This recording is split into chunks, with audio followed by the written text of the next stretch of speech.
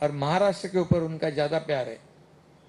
महाराष्ट्र में हम जब बुलाते हैं तो उद्घाटन में आते हैं, भूमि पूजन को आते हैं। हमें जो पैसे लगते हैं फंड कोई भी प्रोजेक्ट के लिए, वो भी मना नहीं करते, उसको भी तुरंत देते हैं। लेकिन वो जब यहाँ आते हैं तो बाकी लोग बेचैन हो जाते हैं, बेचैन हो जाते हैं। होने दो उनको, हम हमारा काम करते रहेंगे, उनकी तरफ हमें देखने की जरूरत नहीं है। हमें बहुत खुशी है, हमें गर्व भी है, अभिमान भी है कि ऐसे परिस्थिति में दुनिया के कई देशों की अर्थव्यवस्था चरमरा गई है, आगे पीछे हुई है, ऊपर नीचे हुई है, लेकिन हमारे देश की अर्थव्यवस्था को मोदी जी ने बनाए रखा है। बनाए रखा ही नहीं, सिर्फ 10वें नंबर से 5वें नंबर पे लाया है, 5वें नंबर से 3रे नंबर पे लाने वाले हैं। $5 ट्रिलियन का गोल उन्होंने रखा है और हमने भी, महाराष्ट्र ने भी उनको साथ देने के लिए $1 ट्रिलियन का गोल हमारे सामने है। उसे हम जरूर अचीव करेंगे, क्योंकि महाराष्ट्र एक ऐसा राज्य है जो नीति आयोग के धरती पर मित्र सुरू केला, आपण इकॉनॉमिक ॲडवायझरी काउन्सिल आपण सुरू केली। टाटा सन्सचे चंद्रशेखरन त्याचे प्रमुख आहे।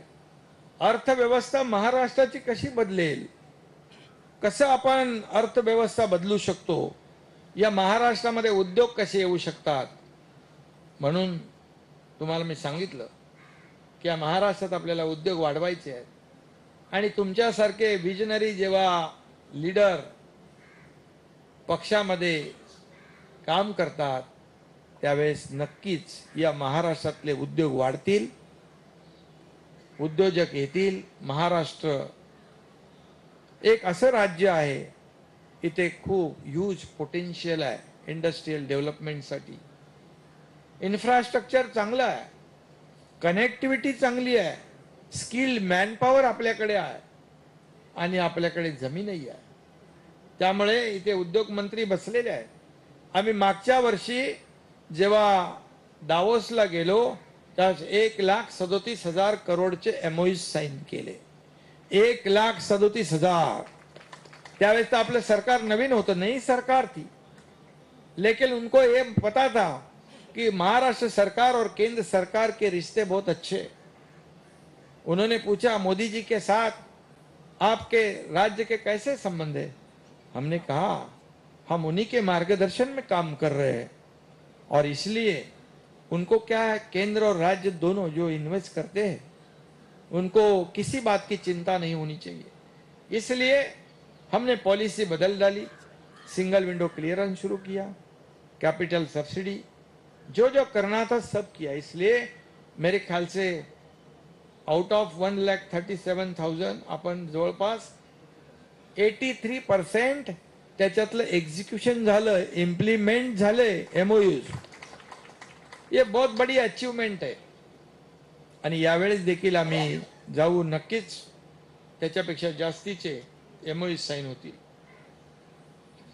आपल्या राज्याला आपल्याला पुढे न्यायचं आहे आणि म्हणूनच मी एवढं सांगण्याचा उद्देश एवढा की आपण हे राज्य सर्वांगीण विकास करायचा आहे, सर्व घटकाला न्याय द्यायचा आहे।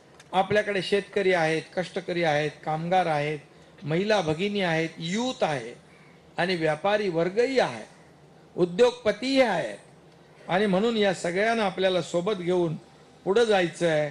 आणि त्यासाठी आज मी आपल्याला एवढंच सांगतो की तुम्ही आज शिवसेनेमध्ये आलात,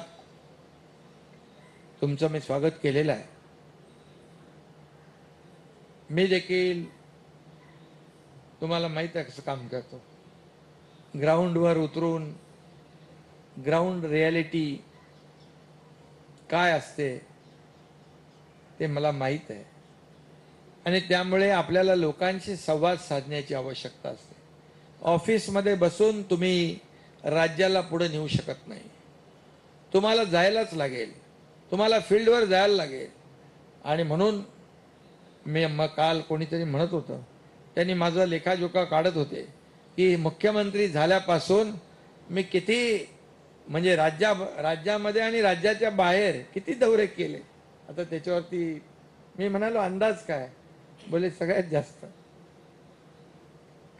शेवटी आपल्याला राज्याला पुढे न्यायचं असेल तर हे करणं आवश्यक आहे. आज तुमच्या बरोबर आलेले सुशीलाबेन शाह आहे, माजी महिला उद्योगाचे अध्यक्ष प्रमोद मांढरेकर आहेत, जिल्हा अध्यक्ष आहेत मुंबईचे सुनील नरसाळे, गजेंद्र लष्करी, राम बच्चन मुराई, हंसा मरू, सर्व नगरसेवक पदाधिकारी तर आलेलेच आहेत. परंतु तुमच्याबरोबर विविध क्षेत्रामध्ये काम करणारे उद्योजक आहेत, व्यापारी आहेत, त्यांचा अनेक संस्थांशी संबंध आहे. मगाशी म्हणाले ते आपले 85 वर्ष त्यांचं जवाहर भाई, हाँ ते म्हणाले मला आपका काम हमने देखा है, अभी 10 लाख हमारे समाज के लोग आपके साथ जुड़ गए. म्हणजे मोठी गोष्ट आहे. असे लोक तुमच्या बरोबर आज आलेत, मी त्यांचं स्वागत करतो. याच्यामध्ये अनेक लोक म्हणजे खूप लोक आहेत, त्याच्यामध्ये किती नावं घेऊ मी. सुशील व्यास आहेत, पूनम कनोजी आहेत, संजय शहा डायमंड मर्चंटचे व्यापारी आहेत, जैन अल्प सेवा संस्था जी आहे आणि ते आहे, दिलीप सकेरी आहेत,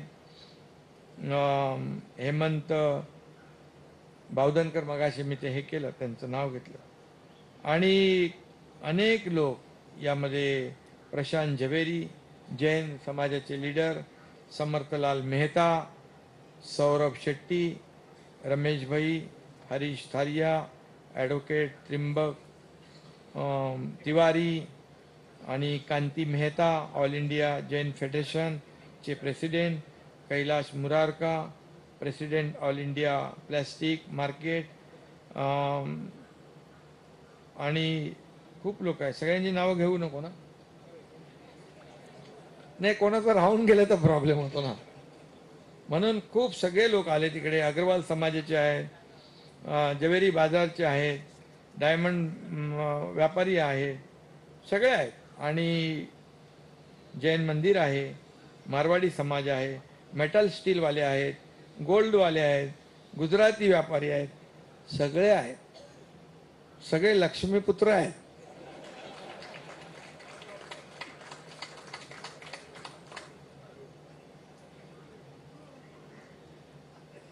त्यामुळे तुम्ही एवढं सगळं भंडार घेऊन आलेला आहात.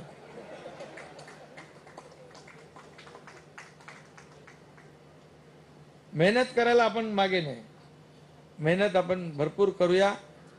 आणि या सर्व लोकांचे जे काही नेटवर्क आहेत ते आपण समाजाच्या हितासाठी वापरूया, एवढंच मी आपल्याला सांगतो.